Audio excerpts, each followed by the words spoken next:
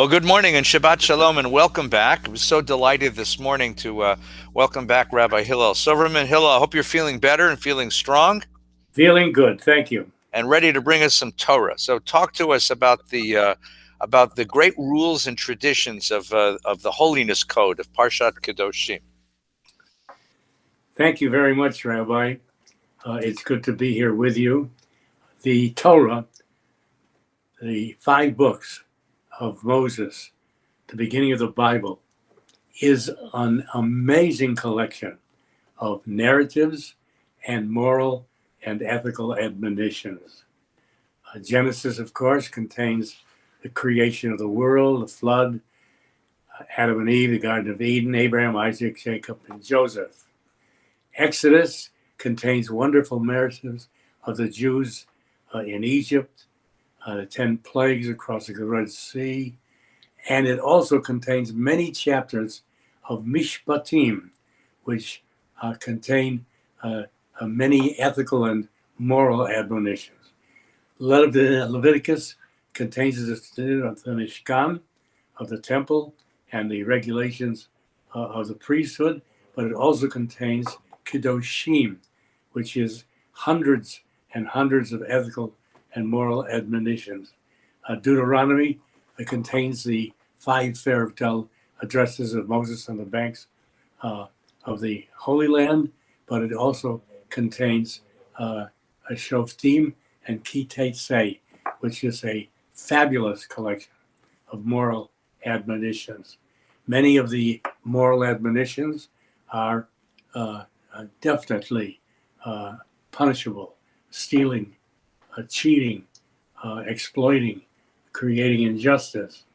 On the other hand, Kedoshim, our Sedra today, contains crimes that are not punishable by courts, that are beyond the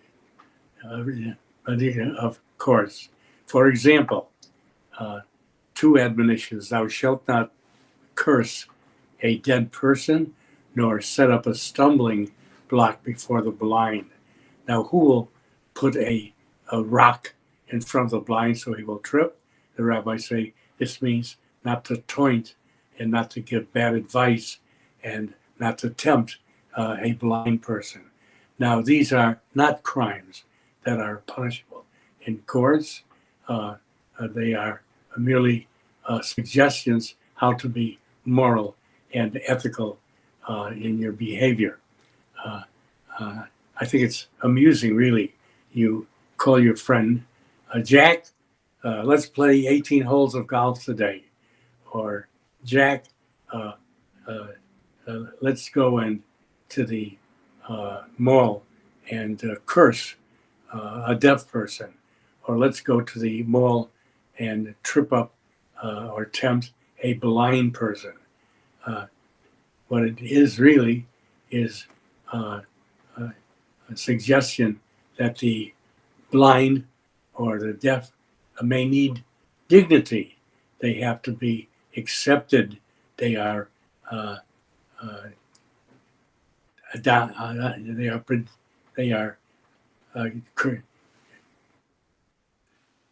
to self-respect.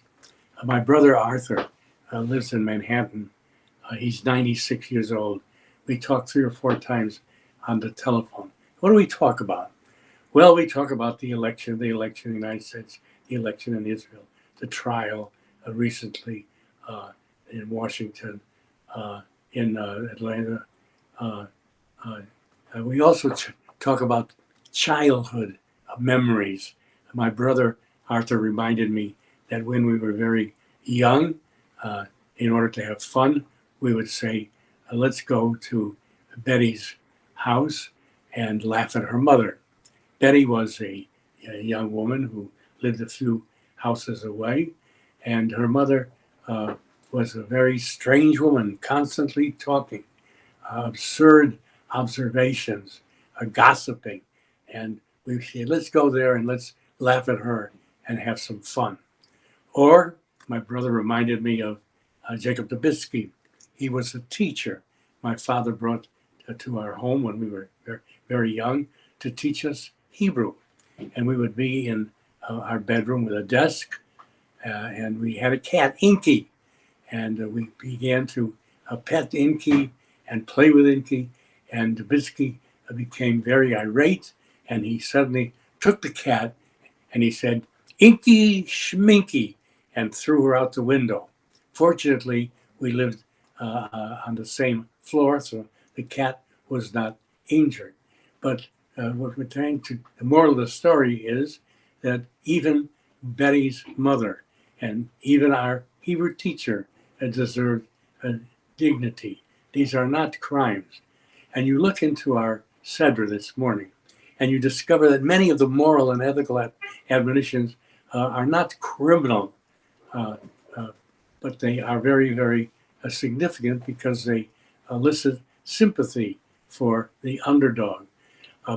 Peah, the farmer, is admonished to give the four corners of his field to the poor after he leaves the field. The poor come in and collect it. They are not given this, their dignity is preserved. They don't have to uh, accept charity, but it's something that is coming to them. Dignity. We read this morning uh, uh, that we should be sensitive to the elderly. Mipnei seva takum, thou shalt bow before the elderly. Not a crime, not punishable by a court, but it has to do with the dignity of the elderly. In Israel, in the subway or in buses, they have this statement from the Bible printed on a card placed in the entrance of the subway or the bus. And if you are a young person and you are sitting down and there is an elderly person who is standing, passenger will point to this passage. Get up and give the elderly a dignity. And we read tomorrow morning about the strangers. We should be very conscious of the strangers because we were strangers in the land of Egypt. We know what it is to feel that one is a stranger. This is not a crime punishable by a court, but this is a moral admonition to show sympathy with those who are older. A bikur chelim, bikur cholim, to visit the sick, or halvayat hamet, we should accompany the dead to the funeral, or kindness to animals. We are told in the Bible that one must not put a large animal, a donkey, on a yoke, on an ox, and our large animal on a yoke with a smaller animal, a donkey. This would be improper. They would not be both sharing the burden of the yoke. And so on and on. We read, and this is one of my favorite passages in the Bible, if one goes to a bird's nest to gather eggs, shaleach to shalach et hahen, you shall send the mother bird away to provide her with the feeling that her children are not taken away. We are conscious of our sensitivity to the mother bird. Or we read about a thief who steals a donkey or a lamb. If he steals a donkey, he pays the owner 5%. If if he steals a lamb, just 2%. Why pay more penalty for a donkey? Because the donkey is the more valuable animal. But the rabbis tell us it's also sensitivity to the ganef. Even the thief has feelings. It's a lot simpler to steal an ox. You're not embarrassed. You're leading the ox on a halter. And if you are walking on Encino Boulevard and you see a man leading a donkey on a halter, you know that it could be his. He's not stealing it. But a lamb, you carry the smaller animal, so you are penalized more. In other words, it's dignity and it's self-respect that is important. And the Jew also looks for dignity, especially in this country, there is anti-Semitism. There are people who are unkind to the Jews, but more or less, we find the Jew has dignity and has acceptance and has a feeling of being part of the community. For example, past President Trump's daughter was converted to Judaism by an Orthodox rabbi. They have a kosher home, and their children attend a day school. Past President Clinton's son is married to a Jewish woman. President Biden's son is married to a Jewish woman. The Vice President of the United States is married to a Jewish man. I think that's quite simple, interesting. We are 2% of the population of the United States, but 15 to 18% are members of Congress and the Senate. We are 2%, only 2% of the population of the United States, but we are accorded 33 and a third percent of the recognition. Will Herberg wrote a very important book 70 years ago, Catholic, Protestant, and Jew, in which he explains that in this country, we are either Protestant or Catholic or Jewish. We are according recognition as if we were a much larger number. I spent the last 2 days in a hospital just for a checkup. I'm fine. But in this hospital, Tarzana, I noticed that there is a mezuzah, believe it, on every single door. They serve kosher food without question. A rabbi, a chaplain, came into my room on a Friday afternoon, and he offered me a collection of challah, of the Shabbos bride, and of wine. Yes, there is anti-Semitism in this country, but the Jew also has dignity and has acceptance and has recognition. 15% of President Biden's A team is Jewish. Are you aware of this?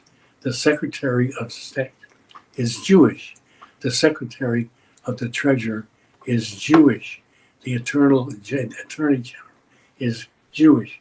The Director of Homeland Security is Jewish. The Chief of Staff is Jewish.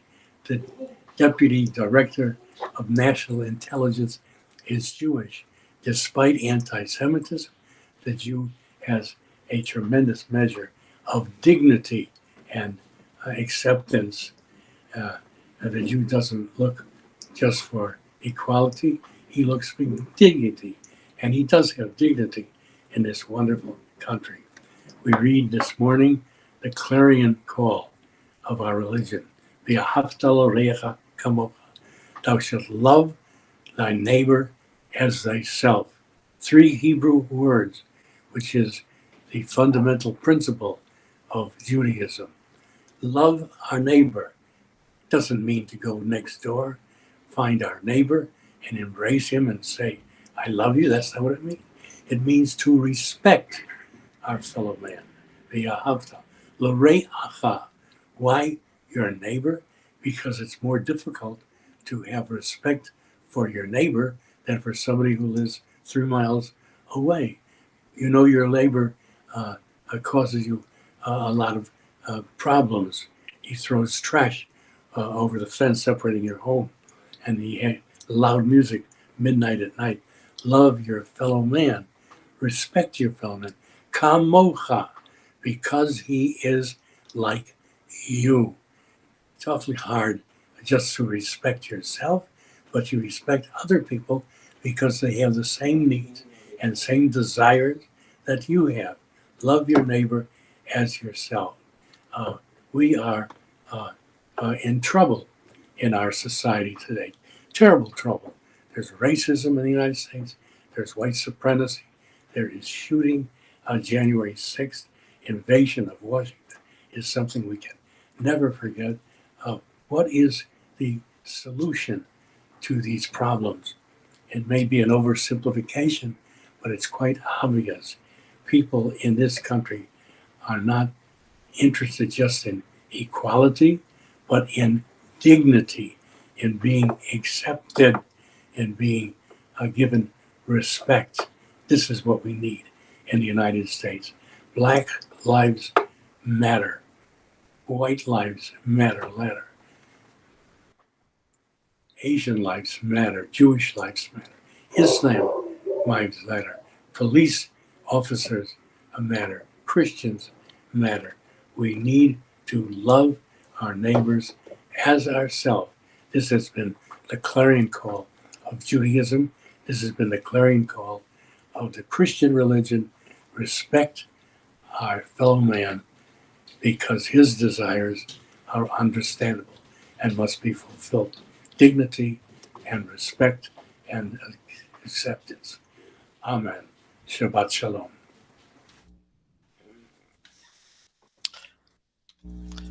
Thank you, Rabbi, for your wonderful message. It really does capture, I think, the power of this parsha and all of the many laws that we find in it. So thank you for sharing that wonderful statement.